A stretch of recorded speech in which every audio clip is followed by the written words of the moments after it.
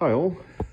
So we've been pretty busy at finishing off the light pods and making all the mounting brackets, which is all the boring stuff, to be totally honest. All these kind of aluminium accoutrements that need to be attached to everything to mount everything.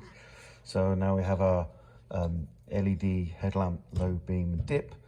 We also have a driving light that basically has a dual element that basically we can turn and use it as a fog. So if you turn the fog lights on when you're on low beam, you'll get the low beam on here and the fog.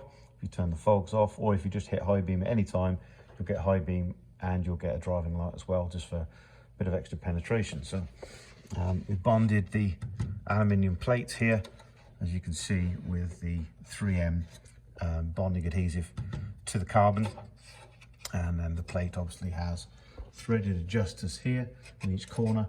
They're riv nutted on the plate itself, and there's nuts you can see sort of behind here. So basically, if we need to alter the pitch of the light left to right or up and down, then basically I can adjust, and I have, you know, a half inch or so of travel on those bolts, or if I need to, I can always put longer bolts in and step it out even more. So basically that's how you adjust the headlamp to get it to be right. We have to take off the original plug and put a DTM on there because it was a horrible 3-pin plug that had an extra one stuck out for the DRL, which seems a bit silly. And then obviously the fog, and then obviously we've also got the DRL stripe lights and the indicators. So, but we're mounted in now, so I got to do a cardboard template now of a cover to go over the lights, just to allow some of the splash protection. So we'll sort of probably put a seal across the top and then leave the bottom a little bit open just to allow it to vent, because obviously we've got to put the fans, got some little fans in there to stop them from misting up. But, so yeah, we have the two lights at least now almost ready to glue in. Excuse me for a second, I'll just lower this back down. There we go. So we have the light units in. I did trial a couple of different ways of doing this strip light. This light itself will not curve and bend around that sharp bend. I already knew that. I tried two different lights. I tried a short one and a long one and adapt them together, but I just didn't like the fact that they both started off.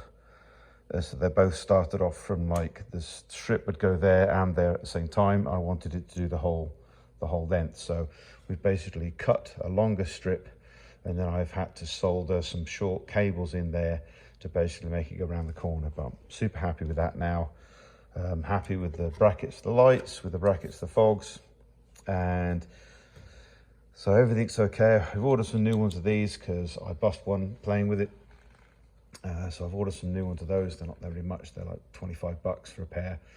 And we're pretty much ready at this point to actually bond the carbon part into the panel at the moment. So we're just on the temporary pit pins.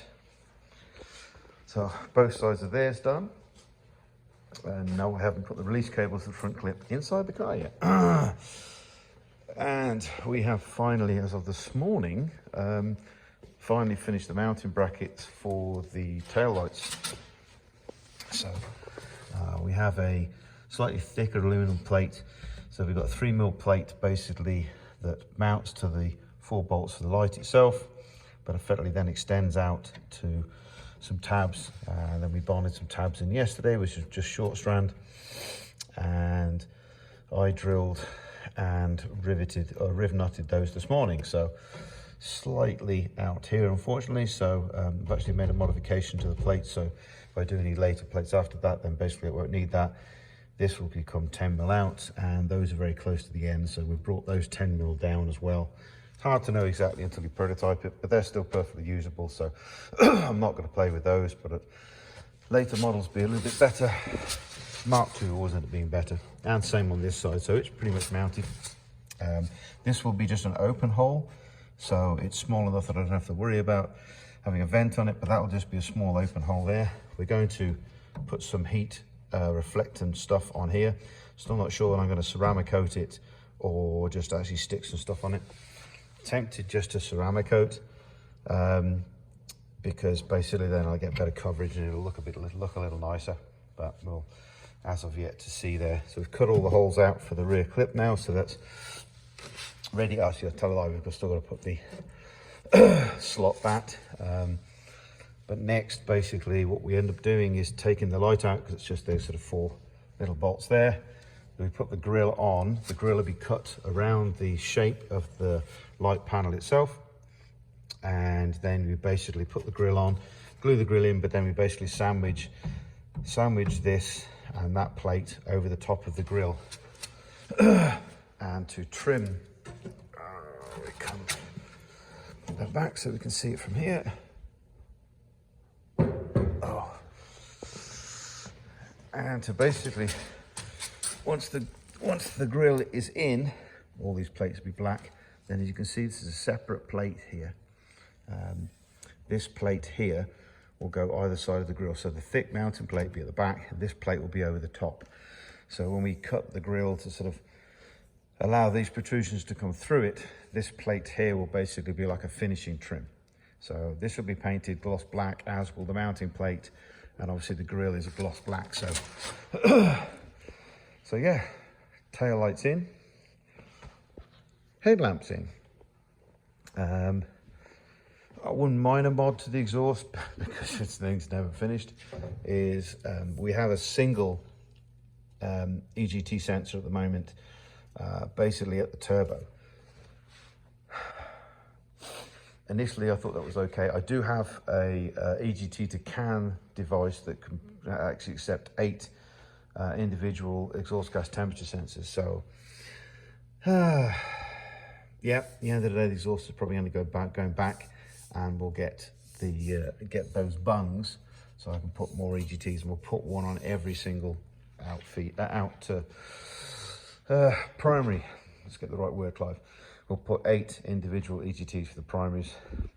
Just better to help this thing get balanced, and also we can see exactly how balanced the intake is, basically by the EGT temperature. So if the intake's not totally balanced, we can play with that, and we can put some baffling inside if we need to. Hopefully we won't, but it's a good way of making sure we have got, you know, it's me being paranoid, let's face it.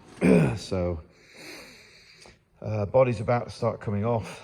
Like I say, I have mounted the catches now, but I haven't mounted the cables inside the car, so that's one more job to do.